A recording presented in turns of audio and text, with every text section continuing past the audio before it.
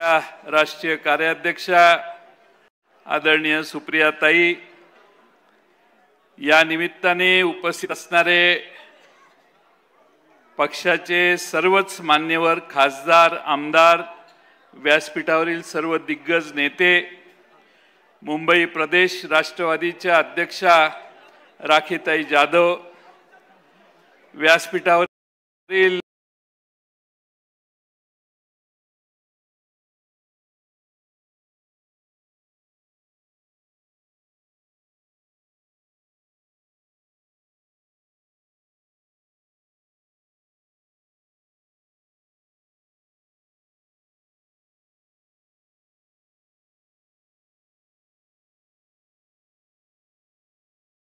देशाच्या कालखंडामध्ये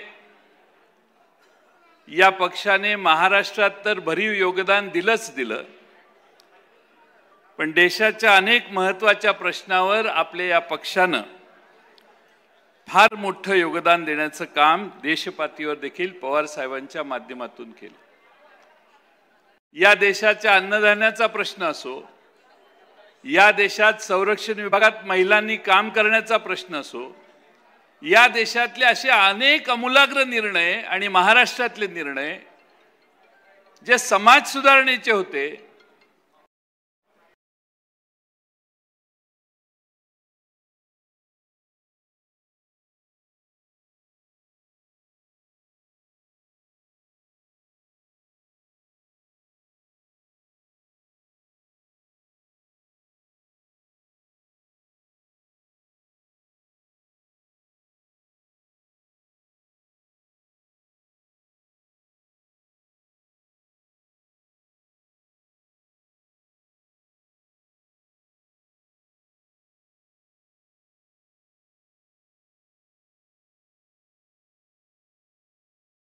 अशाच एका महत्त्वाच्या शिष्टमंडळाचं नेतृत्व करण्याची संधी देण्यात आली आणि भारतामधल्या या सगळ्या झालेल्या घटनांचा समर्थन करण्यासाठी त्यातल्या मान्यवरांना जाऊन भेटण्याचं काम सुप्रियाताईंनी केलं आणि भारताची त्यांनी अतिशय समर्थपणाने बाजू मांडली। कोणताही आतताईपणा त्यात नव्हता। भारताला हे का करावं लागलं याचं समर्थन अतिशय प्रभावीपणाने सुप्रियाताईंनी दक्षिण आफ्रिकेपासून अनेक देशात जाऊन केलं। मी आपल्या सर्वांच्या वतीनं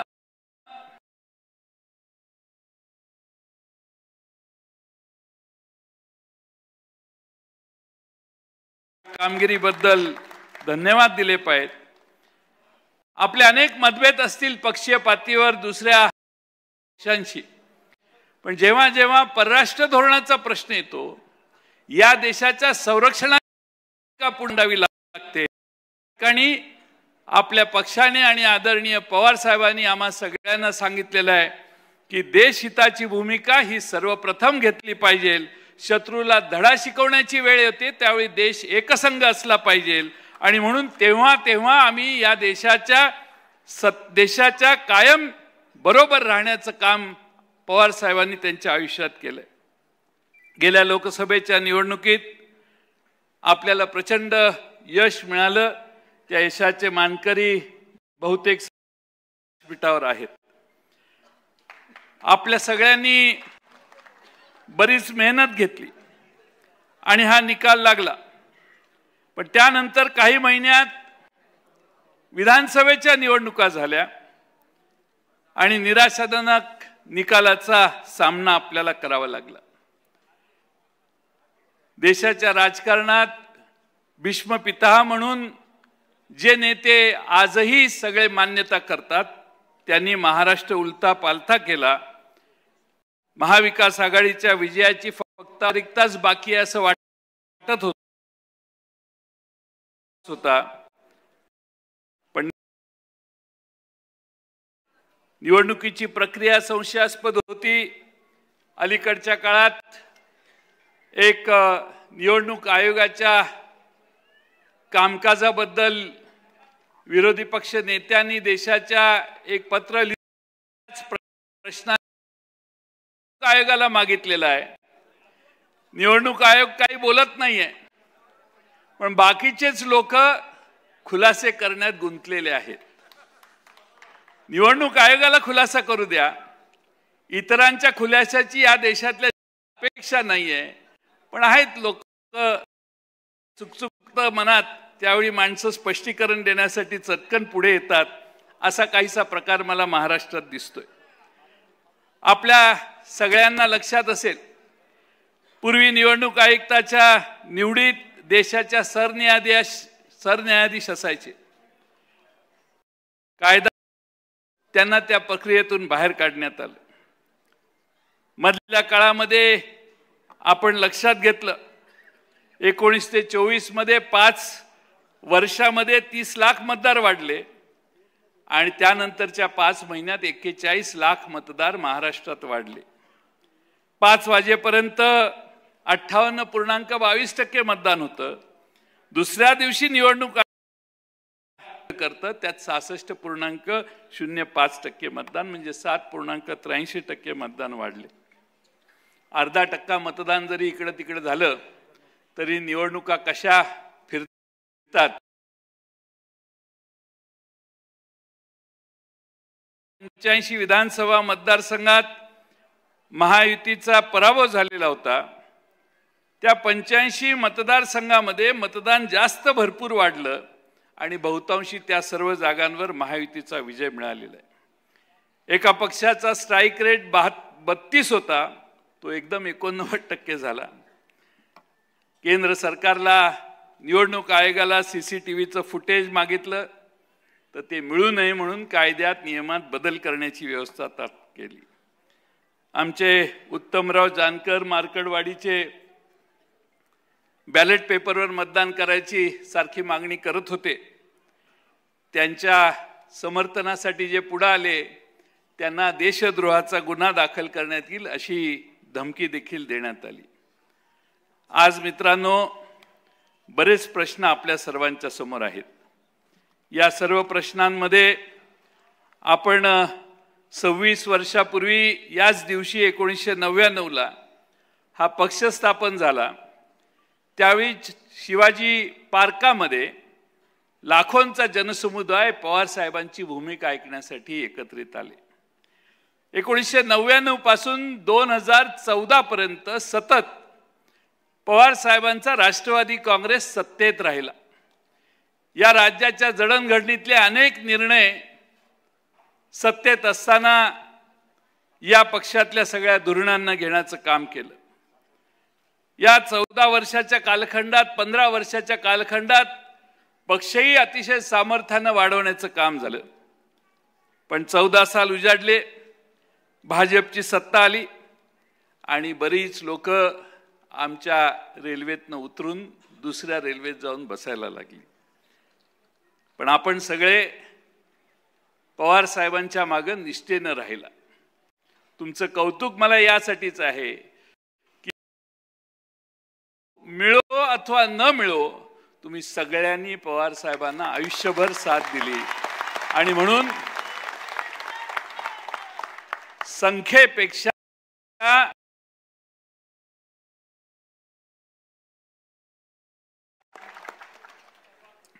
खरं म्हणजे मला आठवते 2017 साली यवतमाळ ते नागपूर अशी हल्लाबोल यात्रा 135 किलोमीटरची पदयात्रा काढण्यात आली. सुप्रियाताई होत्या. एक दिवस सहज मी झेंडा हातात घेतला. त्यावेळी मलाही ध्यानीमनी माहीत नव्हतं की या पक्षाच्या अध्यक्षपदाची संधी आपल्याला कधी मिळेल. पवार साहेबांनी आपल्या सर्वांच्या मान्यतेने ही जबाबदारी माझ्यावर दिली आणि माझ्यासाठी माझ्या आयुष्यातला तो सर्वात मोठा बहुमान होता असं मी समजतो. खरं म्हणजे आमच्या समोर, माझ्यासारख्या कार्यकर्त्यांच्या समोर आदर्श कोण? आदर्श छत्रपती शिवाजी महाराज, ज्यांनी तमाम मराठी माणसांच्या मनामध्ये स्वाभिमान आणि स्वराज्य. छत्रपती शिवाजी महाराज ज्यांनी प्राण सोडले पण स्वराज्याशी प्रतारणा केली नाही. देवी होळकर, पुण्यश्लोक अहिल्यादेवी होळकर, ज्यांनी हर हुन्नरीने आपला राज्याचा कारभार हाकला. 12 ज्योतिर्लिंगांपेक्षा त्याच्याबरोबर अनेक देवस्थानांचा अधिक पुनर्बांधणी करण्याचं काम ज्यांनी केलं. महात्मा ज्योतिराव फुले, ज्यांनी सर्वांच्या समोर समतेचा विचार मांडला. छत्रपती राजर्षी शाहू महाराज, ज्यांनी आरक्षण दिल्याशिवाय मागे राहिलेला माणूस पुढे येणार नाही हे कृतीनं स्वतःच्या राज्यामध्ये आदर्श घालून निर्णय घेऊन पुढे करण्याचं काम त्यांनी केलं. छत्रपती डॉक्टर बाबासाहेब आंबेडकर, त्यांनी समतेचा निर्णय आणि चळवळ उभी केली आणि या देशात सर्व जाती धर्मांना एका लाईनीत आपल्या घटनेच्या एका मसुद्यातनं, घटनेच्या 2-3 कलमातून या देशातल्या सर्व जाती धर्मातला फरक बंद केला आणि सगळ्यांना एका लाईनीत, एका स्टेजवर, एका लेवलला आणण्याचं काम केलं. खरं म्हणजे कर्मवीर भाऊराव अण्णांनी बहुजनांच्या उन्नतीसाठी काम केलं आणि स्वर्गीय यशवंतराव चव्हाण साहेबांनी या महाराष्ट्राच्या प्रगतीचा पाया घातला. ही सगळी आमची दैवत, ही आमचा आदर्श. त्या विचारानं काम करण्याचा प्रयत्न पवार साहेबांचा महाराष्ट्रातला प्रत्येक कार्यकर्ता आज करतोय. या सगळ्या काळात महाराष्ट्रात अनेक दौरे करण्याची संधी मला मिळाली. 2018च्या शेवटापर्यंत परिस्थिती फारच बदललेली होती. मी नेहमी सांगायचो, आपली लढाई सत्तारूढ पक्षाच्या बरोबर इन्कम टॅक्स, सीबीआय, ईडी, निवडणूक आयोगाच्या सोबत आहे आणि काही अंशी ते खरंही आता अलीकडच्या काळात दिसायला लागले. पण त्याचबरोबर 2019ला लोकसभेच्या निवडणुका लागल्या. पुलवामा झालं. पुलवामा झाल्यावर आमचे फक्त 4 खासदार निवडून आले: बारामती, सातारा, रायगड आणि शिरूर. पुन्हा आम्ही सगळे विधानसभेच्या कामाला लागलो. विधानसभेच्या कामाला लागल्यावर एक दिवस पवार साहेबांनाच ईडीने नोटीस दिली. ईडीने नोटीस दिल्यावर पवार साहेब म्हटले, मला काय बोलवता, मीच येतो ना तुमच्याकडे. पवार साहेब असं म्हटल्यावर महाराष्ट्रभर जनतेनं बॅनर लावले, मी येतोय म्हणून. लोक रस्त्यावर उतरली. लोक बघून अधिकारी पवार साहेबांच्या घरी येऊन सांगायला लागले, साहेब तुम्ही काय येऊ नका. ईडीनं निरोप पाठवला, गरज असेल त्याच वेळी तुम्हाला बोलवू, तुम्ही काय साहेब येऊ नका, आता सध्या काही गरज नाही. पण वातावरण ढवळून, मी डॉक्टर अमोल कोल्हे इथं आहेत, आम्ही पहिल्यांदा त्यावेळी शिवस्वराज्य यात्रा 1 ही आम्ही काढायचं काम केलं. प्रचंड प्रतिसाद मिळाला. महापूर आला लोकांच्या महापुराबरोबर त्यावेळी दक्षिण महाराष्ट्रामध्ये महापुरानं थैमान घातलं. पवार साहेबांनी निर्देश दिले सगळ्या कार्यकर्त्यांना, पदाधिकाऱ्यांना की जात, धर्म, पात काही फरक न करता सगळ्यांना तुम्ही जाऊन मदत करा. आणि सगळे महाराष्ट्रातले राष्ट्रवादीचे कार्यकर्ते धावून गेले. मला अभिमान आहे, मी त्या भागातला आहे. पवार साहेबांच्या एका आव्हानाने नाशिक पासून, धुळे, नंदुरबार पासून पिंपरी चिंचवड, पुणे असेल, इकडं ठाणे जिल्हा असेल, सगळ्या कोकणातनं सगळे येऊन त्या ठिकाणी मदत करण्यासाठी धावून आले. आणि एका पवार साहेबांच्या शब्दामध्ये किती मोठी किंमत आहे हे कोल्हापूर, सातारा, सांगली जिल्ह्यातल्या जनतेला त्यावेळी कळलं. सरकारची परिस्थिती नसताना, सरकारमध्ये आम्ही कोणीच नव्हतो, त्यावेळी पवार साहेबांच्या आव्हानाला प्रतिसाद देऊन हजारोच्या संख्येनं तुम्ही महाराष्ट्रातल्या त्या भागातल्या जनतेला मदत करायला गेला. खरं म्हणजे पुन्हा निवडणुका आल्या. राष्ट्रवादीला तुमच्या सगळ्यांच्या प्रयत्नाने 54 जागांवर यश मिळालं, घवघवीत यश मिळालं. माणसं म्हणायची 20-22 जागा येतील, पण आपण 54 जागापर्यंत पोहोचलो. खरं म्हणजे त्यानंतर पवार साहेबांच्या किमयेने आपण 2-2.5 वर्ष सत्तेत देखील गेलो.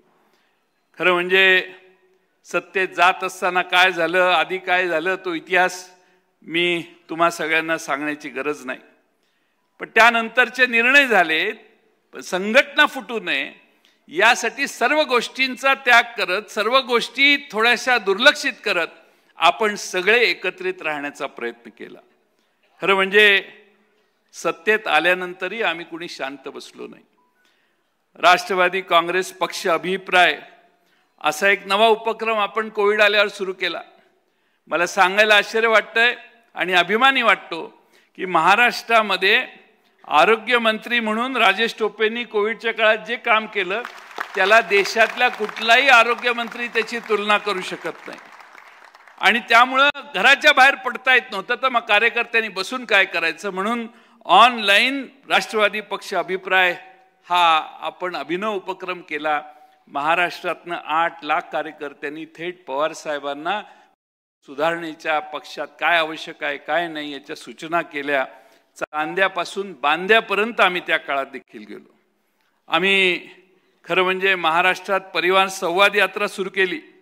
परिवार संवाद यात्रा महाराष्ट्रातल्या कानाकोपऱ्यात नेण्याचं काम माझ्या सर्व फ्रंटलचे पदाधिकारी सगळे होते, त्या सगळ्यांनी मला साथ दिली आणि चांद्यापासून बांद्यापर्यंत गेलो. भाषणं करायला नाही, लोकांचं गाऱ्हाणं ऐकायला, कार्यकर्ते काय म्हणतात हे बघायला आणि पक्षाची त्या मतदारसंघातली अवस्था बघायला. खरं म्हणजे 8-9 वाजता आमचा दिवस सुरू व्हायचा. सक्सेना होती बरोबर, मेहबूब होता, अनेक प्रमुख फ्रंटलचे मान्यवर नेते आमच्याबरोबर असायचे. सकाळी 9 वाजता चाललेला दिवस पहाटे 4 वाजता देखील काही वेळा संपलेला आहे. एवढी महाराष्ट्रामध्ये कार्यकर्त्यांची अतिशय उत्साही भावना त्यावेळी आम्ही सगळ्यांनी बघितली. 1 तास राष्ट्रवादीसाठी हाही प्रयोग आपण सुरू केला. ज्यांनी हा प्रामाणिकपणाने केला त्यांना त्याचा फायदा झाला. फायदा होत असताना मधल्या काळामध्ये शेतकरी आक्रोश मोर्चा आपण सत्तेच्या बाहेर गेल्यावर आपण सुरू केला.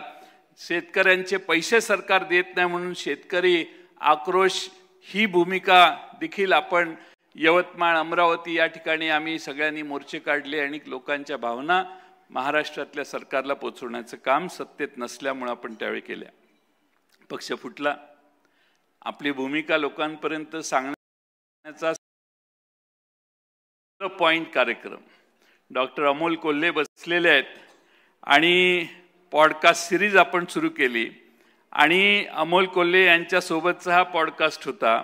सुप्रियाताई, अनिल देशमुख, जितेंद्र आव्हाड, राजेश टोपे, मी असेन, आम्ही सगळ्यांची मुलाखत अमोल कोल्हेंनी त्यावेळी अतिशय परखडपणाने घेतली आणि सरकारच्या आमच्या पक्षाची फूट झाल्यानंतरची आमची भूमिका जनतेपर्यंत पोहोचवण्याचं काम केलं.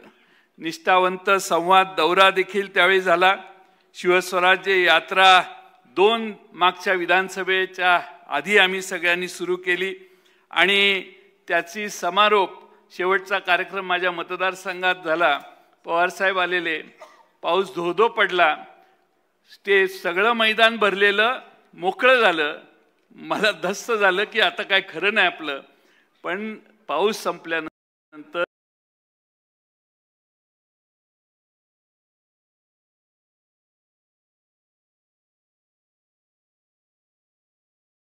पवार साहेबांना त्यांच्या आयुष्यभर जनतेनं महाराष्ट्रात दिला.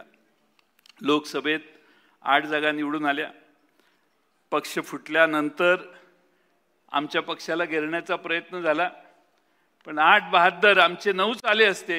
शशिकांतही आल्यासारखाच आहे आमचा, पण 10 पैकी 8 किंवा 9 बॉर्डरला शशिकांत शिंदे थोडक्यात आमचा पराभव ते तुतारी आणि ट्रम्पेटमुळे झाला. पण महाराष्ट्रातल्या जनतेनं पवार साहेबांचा विचार उचलून दिला आणि पवार साहेबांचं फार मोठं समर्थन आणि विकास आघाडीचं मोठं समर्थन महाराष्ट्रातल्या जनतेनं केलं. आज खरं म्हणजे या सगळ्या लोकसभा लढवत असताना अनेक फीडबॅकवर आम्ही सगळ्यांनी काम केलं. बीड, नगर, भिवंडी, वर्धा, भिवंडी आणि वर्धा आपण आघाडीत मागून घेतलेली जागा मिळवून विजयी झाली पाहिजे यासाठी अट्टहासाने सगळ्यांनी काम केलं आणि समोर पैशाचा भडीमार चालू असताना देखील आपल्या सगळ्या उमेदवारांना विजयी करण्यात आपण सगळे यशस्वी झालो. खरं म्हणजे त्या काळात पवार साहेबांनी, उद्धवजी ठाकरे साहेबांनी प्रचंड मोठ्या सभा घेतल्या आणि महाविकास आघाडीला लोकांनी देखील तेवढाच मोठा प्रतिसाद दिला. खरं म्हणजे हा सगळा विजयी भाग झाला. पण त्यानंतर विधानसभा, मी मगाशी सांगितलं आपला पराभव झाला, पण आज एवढी गर्दी पवार साहेबांच्या भोवती असायची, पक्षात असायची की सगळ्यांनी गृहीत धरलेलं की निवडणुका हा एक सोपस्कार आहे, पण आमचे अनेक चांगले उमेदवार आमचे बऱ्याच ठिकाणी पराभूत झाले. ठीक आहे, राजकारणात पराभव चिपळूण असेल, अकोले असेल, पारनेर असेल, या ठिकाणी चिन्हाचा फटका आपल्याला बसला. अनेक ठिकाणी सिंदखेड राजा आहे, हडपसरचा मतदारसंघ आहे, बॉर्डरवर आपले पराभव झाले आणि त्यामुळं आपल्याला 288 पैकी 73 मतदारसंघाचा निकाल 5% कमी मार्जिननं लागला. त्यामध्ये बहुतेक ठिकाणी आपण पराभूत झालो, पण बॉर्डरवर आपले पराभव झाले. आपल्या खरं म्हणजे राज्याच्या मधले 2 महत्त्वाचे पक्ष हे सत्तारूढ पक्षाने फोडले आणि त्यामुळं काही प्रश्न आपल्याला तयार झाले. मनी आणि मसलचा किती वापर झाला हे सांगून मी तुमचा काही हे करायची गरज नाही. आमच्या आंबेगावचा उमेदवार आमचा देवदत्त हा ट्रम्पेटमुळे समोरच्या बाजूला चिन्हाच्या घोटाळ्यामुळे आमचा आंबेगावचा उमेदवार पराभूत झाला आणि त्यामुळे ह्या सगळ्यातून आम्ही आजही ठामपणाने या सभागृहातले आणि साहेब या ठिकाणी आम्ही फक्त अधिकाऱ्यांना निमंत्रित केले. असे हजारो कार्यकर्ते आहेत की जे आज नाराज झालेत, त्यांना निमंत्रण दिलं नाही म्हणून. मला अनेकांचे मेसेज आले, अनेकांची भूमिका माझ्यापर्यंत आली आणि लोक म्हटले आम्हाला का नाही बोलवलं. आपण मागच्या वेळी अहमदनगरला असाच मेळावा घेतला, 4 दिवस सतत पाऊस होता आणि ज्यावेळी आपण मेळावा घ्यायचा दिवस होता त्याच दिवशी पाऊस थांबला आणि आपला कार्यक्रम आटपला, पण खाली इतकी प्रचंड दलदल होती आणि त्यामुळं या पावसाळ्याच्या दिवसात सगळ्यांना मोठ्या कार्यक्रमाला बोलवणं आणि सगळ्यांचीच थोडीशी अडचण करणं हे थोडंसं नसावं असा प्रयत्न आमच्या सगळ्यांचा होता आणि म्हणून आज आमचे जगताप यांनी, प्रशांत जगतापांनी पुढाकार घेऊन त्यांनी आधीच साहेबांची आजची तारीख मागण्याचा प्रयत्न केलेला होता की पुण्यात मला घ्यायचं आहे आणि म्हणून प्रशांत जगतापांनी आधीच साहेब मला म्हटले मी प्रशांतला वेळ दिलेला आहे आणि मग प्रशांतचा कार्यक्रम हा आता आपण एकत्रित साजरा करतोय आणि प्रशांत जगतापांनी या ठिकाणी कार्यक्रम घेतलेला असला तरी याची त्रुटी जी आहे त्याची जबाबदारी माझी आहे. जे चांगलं आणि उत्तम आहे ते प्रशांतनं केलंय हे तुम्ही विसरू नका. शेवटी प्रश्न अनेक आहेत, मतदार यादीतला घोळ, बाकीच्या सगळे प्रश्न, ह्या सगळ्या सांगून मी तुमचा वेळ जास्त घेणार नाही, पण प्रश्न अनेक आपल्या सर्वांच्या समोर आहेत. कोकणात अवकाळी पावसानं थैमान घातलं, आंबा, काजू, कोकम इथं पिकांचं नुकसान झाले, सरकार तिकडे लक्ष द्यायला तयार नाही. शिवभोजन थाळीने लाखो लोकांना तारलं, आता शिवभोजन थाळीच बंद केली आहे सरकारने. विकास कामावर खर्च करायला सरकारकडे पैसे नाहीत आणि एवढ्या योजना जाहीर केलेल्या आहेत की अनाथांचं, दलितांचं, आदिवासींचे पैसे वळवण्याचं काम या सरकारकडून होते. एखाद्या मुलीला तिच्यावरचा अन्याय सहन होत नाही म्हणून तिला जीव द्यायला लागतो, तेव्हा कुठेतरी राज्यातली यंत्रणा त्याची नोंद घेते आणि दखल घेते. काल परवा धुळ्यात एक प्रकार झाला. आपल्या आमदारांचे एक कमिटी होती, आमदारांची तुमच्या संसदेच्या काही कमिट्या असतात तशा आमच्या विधिमंडळाच्याही कमिट्या असतात. मग आमची कमिटी जाते, मग कमिटी गेल्यावर तुम्ही काय करता, तुम्ही त्या राज्याचे त्या भागाचे प्रश्न ऐकता, पण आमची कमिटी जाते आणि आमच्या आमदारांचा पीए खोलीत बसून पैसे गोळा करतो. 2 कोटी रुपये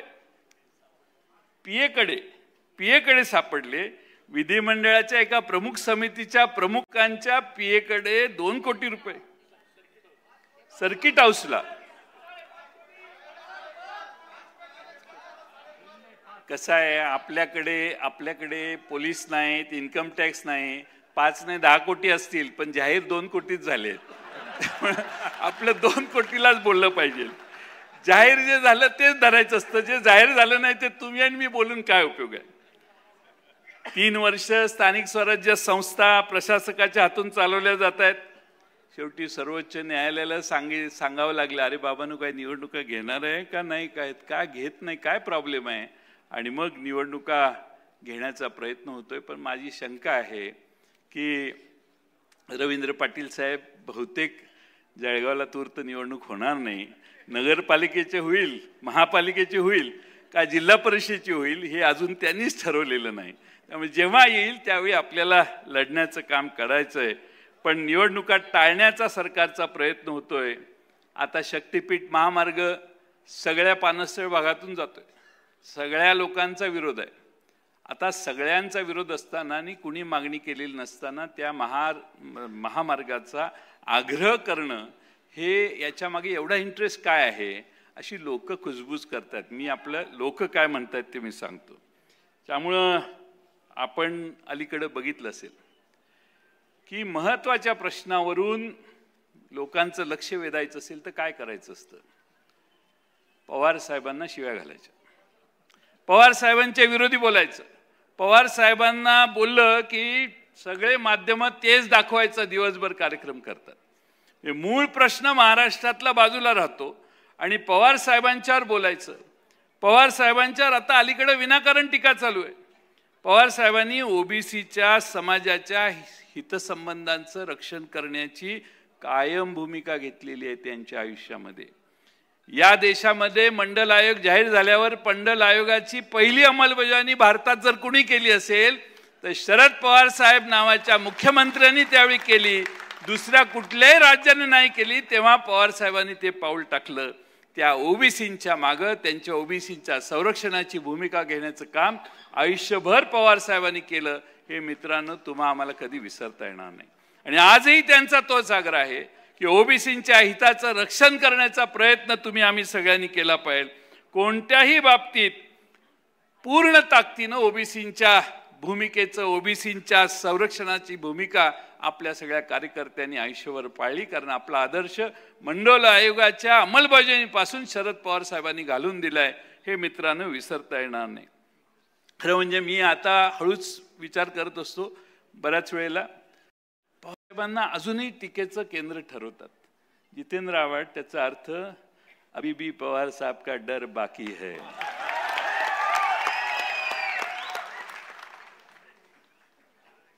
हे एका आमदाराच्या पीएचं जाऊ दे, तुम्हाला मोठी गोष्ट सांगतो. एका उच्च न्यायालयाच्या न्यायमूर्तीच्या घरी सगळं गॅरेज भरून पैसे सापडले राव. न्यायालयाने, सर्वोच्च न्यायालयाने समिती नेमली, त्यांनी त्याला दोषी ठरला. पण त्याच्यावर एक साधा गुन्हा देखील, अजून FIR देखील दाखल झालेली नाही. एवढे पैसे त्या न्यायाधीशाच्या घरी सापडले, एवढे पैसे सापडून त्याच्यावर गुन्हा दाखल नाही, त्याच्यावर ऍक्शन नाही, त्याला अटक नाही, त्याच्यावर कोणतीही कारवाई नाही. आणि म्हणून या देशामध्ये व्यवस्था कशी चालली आहे याचा अभ्यास तुम्हाला होईल असं मला वाटतंय. मित्रांनो, एकेकाळी भारतीय जनता पक्षाचे फक्त 2च खासदार निवडून आलेले होते. 2 खासदार निवडून आलेला पक्ष आज पक्ष देशातला मोठा पक्ष झालेला आहे. त्यामुळे डरो मत, आपण सगळे ताकदीनं कामाला लागलो तर या राज्याची ही लढाई आपण पुन्हा जिंकू शकतो असा मला विश्वास आहे. ही लढाई तुकाराम विरोधी नथुरामाची आहे, हे कधी विसरू नका. आम्ही तुकाराम महाराजांच्या विचाराचे आहोत. तुकाराम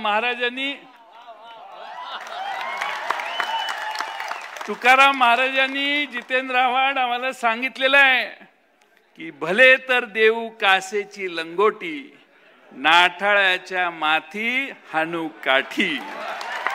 आणि म्हणून यापुढं रस्त्यावर उतरण्याची भूमिका आहे. करू नका चर्चा एवढ्यात पराभवाची, रणात झुंजणारे आहेत अजून काही. आज मला पवार साहेबांनी बरीच संधी दिली, 7 वर्षाचा कालावधी दिला. शेवटी पक्षाने नव्या चेहऱ्यांना संधी देणं आवश्यक आहे. मी या निमित्तानं तुमच्या सर्वांच्या देखत एवढीच साहेबांना विनंती करेन, ऐकत माझं भाषण मला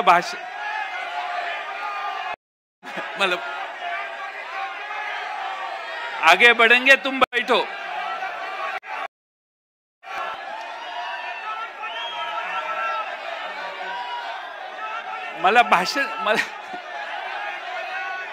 तुम बैठो, तुम्ही बसा, खाली बसा. नाना खाली बसा, खाली बसा, खाली बसा. नाशिककरांनी खाली बसावं.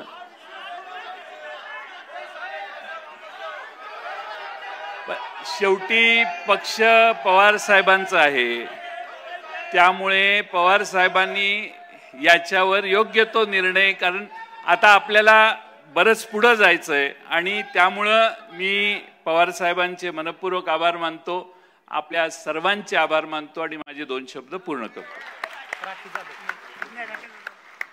धन्यवाद माननीय पाटील साहेब. आदरणीय जयंतरावजी पाटील साहेबांनी एक लोकप्रिय प्रांताध्यक्ष म्हणून मागची 7 वर्ष या पक्षाची सेवा केलेली आहे. पक्ष स्थापनेपासून आजपर्यंत सातत्याने 26 वर्ष या पक्षामध्ये आदरणीय पवार साहेबांचे एक विचार